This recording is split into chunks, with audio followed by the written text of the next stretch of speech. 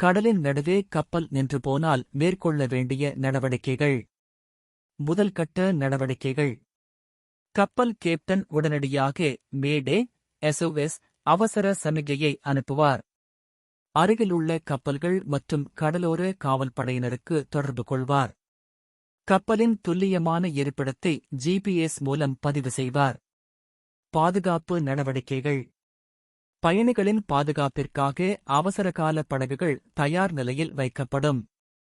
அனைத்து பயணிகளுக்கும் உயிர்காப்பு உபகரணங்கள் வழங்கப்படும். பழுது சரிசெய்தல். கப்பல் பொறியாளர்கள் என்ஜின் பழுதை கண்டறிந்து சரிசெய்ய முயற்சிப்பார்கள்.